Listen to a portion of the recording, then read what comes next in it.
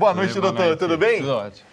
Olha, muitas pessoas sugeriram esse tema e eu acho interessante a gente falar, até porque acredito eu que a halitose venha de diversas maneiras diferentes, não é isso, doutor? Sim, 90% vem de algo que a gente pode visivelmente fazer o diagnóstico da boca. Tá, por exemplo. Principalmente gengivites, cáries e a saburra lingual. O que é a saburra lingual? Esse nome feio é a língua que está colonizada, que não está bem tratada, está cheia de bactérias. Por exemplo, eu sei que quando a gente come chocolate, principalmente, agora estamos muito próximos da Páscoa, que foi recentemente, mesmo que a gente escove os dentes, a língua sempre fica com um pouco de vestígio. Isso é o que causa, na verdade, a halitose? É uma das causas, tanto é que, Tá. se você for ver, desde pequeno, desde criança, a gente deve o quê? Escovar a língua do bebê. Tanto é que o pediatra ensina, depois que amamenta, com o dedo, limpar o quê? A gengiva e a língua. É verdade. Porque são fonte de proliferação bacteriana e que causa a halitose, o mau hálito. E que é algo assim, é muito difícil você chegar para uma pessoa que você não tem intimidade e falar, você está com mau hálito. É verdade, né? E é algo super constrangedor também. A gente põe a mão assim no nariz, principalmente o meu, que é um narigão grandão assim, ó, bota a mão no nariz, né? Se esconde um pouquinho. Agora, doutor, por exemplo, tem gente que não consegue escovar a língua porque tem ânsia. Os enxaguantes bucais fazem esse serviço? Não, mas eles devem ser usados também. Importante lembrar que antigamente, todos os enxaguantes bucais continha álcool, porque no final dava aquela sensação agradável. Mas se sabe que o mesmo álcool, ele altera as papilas da língua e que hoje cada vez menos tem tentado se usar enxaguantes. E por que ele sozinho não faz a diferença? Como você falou, vamos usar o chocolate ou qualquer alimento. Fica placas, fica restos na língua. Só a água, só o enxaguante não consegue tirar. Então, a gente precisa fazer. Isso é uma coisa muito comum no consultório, o paciente falar isso.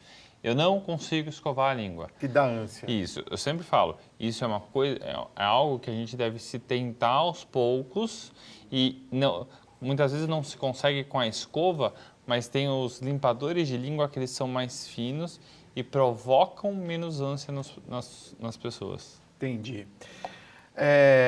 Eu vou fazer uma pergunta bomba, não precisa soltar a pergunta bomba, não, que a gente tem um GC aqui, não, uma legenda da pergunta bomba. Não soltem não, por favor, senão o doutor vai se assustar aqui. Mas tem uma pergunta bomba que eu quero fazer.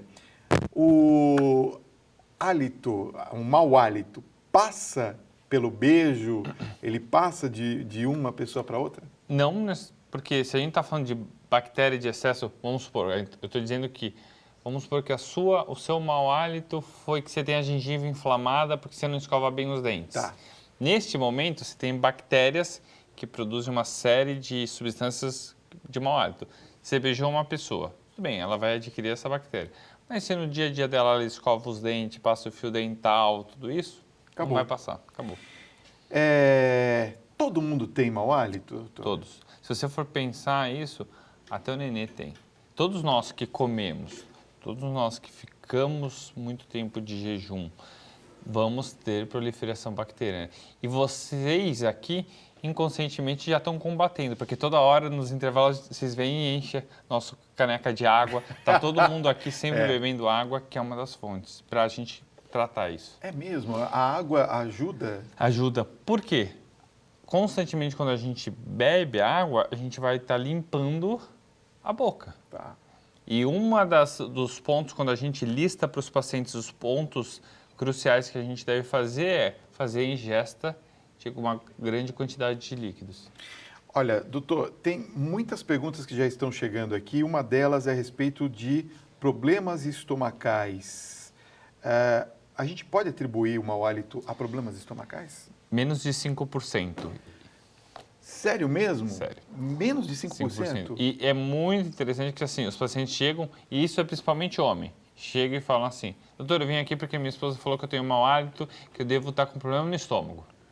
Todo mundo fala isso, né, doutor? E isso é muito raro. Por quê? Se você depois você vai averiguar a história desse paciente, na grande maioria se restringe a boca, os problemas de estômago geralmente é o quê? Quando você tem refluxo. Quando você tem refluxo, o líquido e o alimento do estômago, como a gente já até conversou uma vez aqui, sobe pelo esôfago e vai até a boca. Então você vai ter restos alimentares na cavidade bucal. Então sim, o problema do estômago que está causando isso, mas a grande maioria não é.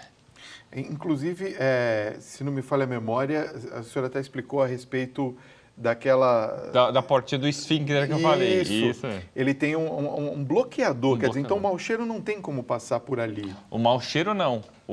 Não é que o teu estômago está mal cheiroso, é que o resto alimentares dos líquidos subiram e ficaram na boca, que não é para ficar. Quer dizer, então vamos supor, o cheiro vem daqui. Sim. Nunca de lá, diretamente do estômago. Isso. Entendi. Bom, na questão, por exemplo, da saliva, né? Também se falou aqui a respeito da saliva com muita proteína. É isso que causa a cultura das bactérias ou não? Sim, a saliva, nossa, ela é rica em quê? Em proteínas, enzimas e que é um meio de proliferação muito boa para as bactérias. A nossa saliva é uma fonte rica de nutrição. Se você for ver os primórdios da medicina, as pessoas falavam que a saliva era uma fonte importante que a gente deveria engolir e não cuspir a saliva. Então, isso é verdade. Esse é o meio de cultura. Tá. Uma pergunta que eu queria fazer a respeito de balas, refrigerantes e principalmente a gente utilizar o refrigerante nas refeições. Porque eu vou falar por que do refrigerante. Porque o refrigerante, geralmente, ele causa, como gás, ele entra, ele causa, de repente, algum tipo de retorno, vamos dizer assim, talvez dessa questão do gás que estava no estômago e vem para a boca. Primeiro, este é um caso que nós podemos dizer que é de mau hálito. E segundo, as balinhas funcionam ou não? As balas e chicletes, no momento exato, sim. Mas se você pega qualquer pessoa que tem uma halitose forte, ela acabou essa bala que está com o aroma na boca, em questões de alguns minutos depois, vai voltar. Por quê? Se a gente for ver qual é o causador, não são as bactérias, a bala não combate a bactéria. Ah, tá. Então, ela momentaneamente, se você vê que você sente que você está com mau hálito, você vai falar com alguém importante, você põe a bala, mas você sabe que isso tem um começo e meio e fim. Você não está tratando a causa. Sobre refrigerantes e líquidos, isso primeiro, a gente deveria evitar líquidos nas refeições, né? Porque qualquer tipo de líquido. Você imagina que você vai ter a comida e o organismo vai jogar, por exemplo, 10 ml de enzimas para digerir. Se você toma líquido, esses 10 ml vão ser diluídos. Então, a sua digestão fica mais identificada. Isso é fato para todas as pessoas. Tanto é que se recomenda 30 minutos a 1 hora antes beber líquido ou 2 horas depois. Ah, muito difícil. Isso é um costume que a gente não tem e que a gente sabe que lentifica. Agora, claro, o refrigerante é pior do que você beber água ou líquido, sim, porque ele tem gás, ele tem açúcar e que piora a fermentação. Então, aquela sensação de você se sentir empantuchado, o estômago cheio, né? Dar arroto, eructações, aumenta ainda mais. Uma outra pergunta a respeito dos vinhos, por exemplo, e bebidas alcoólicas. Nesse caso também se encaixa? Aumenta o mau hálito? Sim, mas são por duas coisas diferentes. O álcool, ele muda a flora da boca, além de deixar ela seca. Qualquer pessoa que bebe, vamos supor, muito vinho à noite, são por dois mecanismos diferentes. Vocês acordam com a boca seca e um pouco mais amarga. A questão é, um dos motivos que o álcool ele inibe no cérebro o controle da diurese. Então, a gente urina mais quando bebe álcool?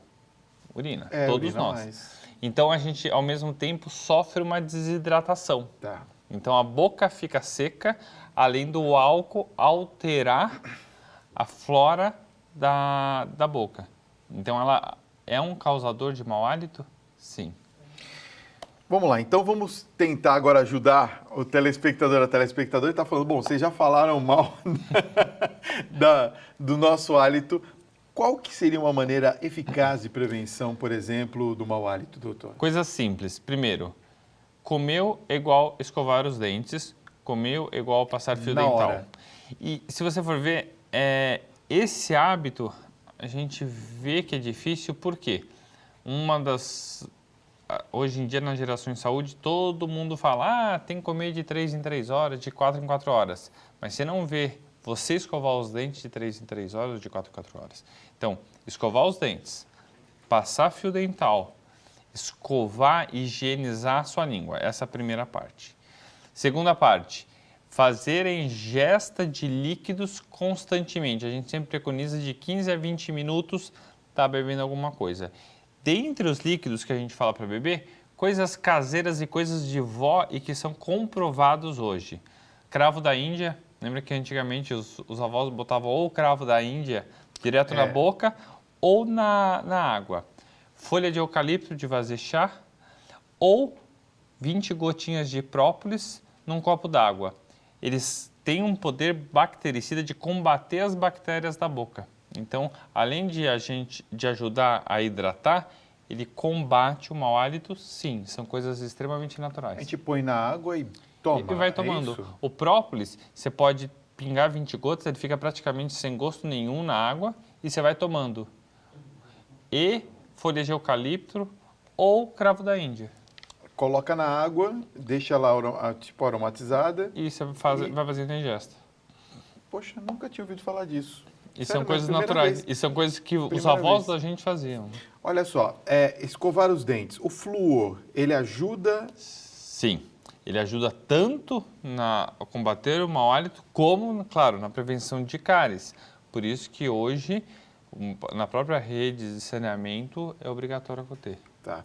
No caso, por exemplo, dos enxaguadores bucais, tem alguns que contêm álcool e outros que não contêm mais flúor. Os indicados... O que tem menos álcool. O que tem menos álcool. Sim. Por quê? Porque, primeiro, não altera tanto o esmalte do dente.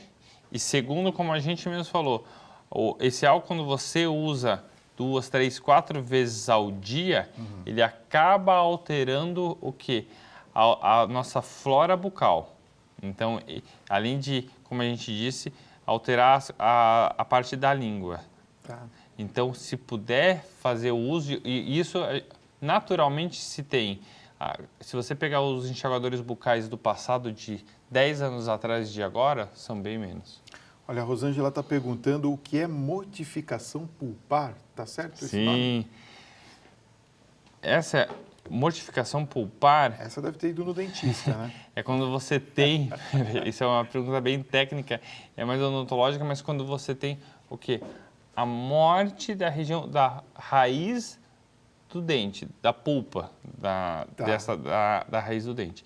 Existem diversas causas que geram isso e não necessariamente isso causa a litose, mas causa dor, geralmente. Causa dor, mas não necessariamente o mau hálito. Não, isso não. E tem que ser tratado? Tem que ser tratado. Isso sim, o dentista ele tem que fazer o diagnóstico e tratar, sim. Olha, tem uma outra pergunta chegando aqui. Além dos problemas de boca, gengiva e alvéolos dentários, quais são, doutor, os mais frequentes associados ao mau hálito, então? Tirando, como já foi falado, alterações de gengiva e de cáries, a próxima é a saburra lingual, que a gente fala que é alterações da língua. Geralmente você vê aquela língua branca, ou os pacientes mesmos falam, doutor, como está a minha língua? Eles põem a língua para fora e a gente vê que a língua, além de estar branca, tem placa. Essas placas são placas bacterianas. 90% se resume a isso que a gente falou. Alterações de gengiva, de alvéolos, de dente e da língua. Agora, eu vejo que você falou a respeito da questão dos cremes dentais.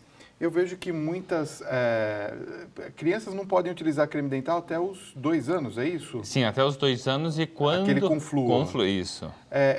E nesse caso, por exemplo, se for detectado que a criança tem um mau hálito, qual que seria indicado para os pais? Isso assim, eu sei porque eu tenho uma filha de 2 anos. Olha só. Então, assim, a gente começou na fase que não tinha dente, com o dedo de silicone, fazia a limpeza. Ok. Após, quando começa os primeiros dentes, existe pastas dentais indicado de crianças e que se você passa no dedo e esfrega um dedo ao outro, você vê que é uma pasta que praticamente para deslizar a escova, que não tem cristais, não tem flúor, não tem uma série de outras substâncias que na pasta comum tem. Então existe as pastas dentais indicado para as crianças e que tem uma consistência totalmente diferente, que é simplesmente para poder a escova deslizar nos dentes. Quer dizer, então é um dedal que você vai fazendo toda a higiene da criança. Mas quando começa a nascer os dentes, daí você usa escova. E lembrar que isso é uma coisa de cultura. É igual eu falo isso para os meus alunos na universidade, doar sangue. Escovar os dentes é cultural. Então a gente tem que começar desde criança isso. Agora, quem tem dentadura, doutor? Qual que é o tipo de higiene mais indicada? Você sabe que... Primeiro que hoje em dia tem diminuído um pouco o uso da dentadura por causa dos implantes, mas a dentadura, você sabe que o cuidado que você tem que ter é muito importante, porque se você for pensar, vai ficar comida no meio de uma região impactada. Aquela que tem o céu da boca, É o céu da boca, então é muito mais difícil de você cuidar. Então quem tem a dentadura, se a gente for lembrar, eles tiram, escovam bem. Você tem que escovar o céu da boca porque é onde ficou a dentadura, então ficou várias placas de bactéria para depois colocar. Esses pacientes, eles têm uma propensão maior a ter mau hálito? Tem a propensão maior.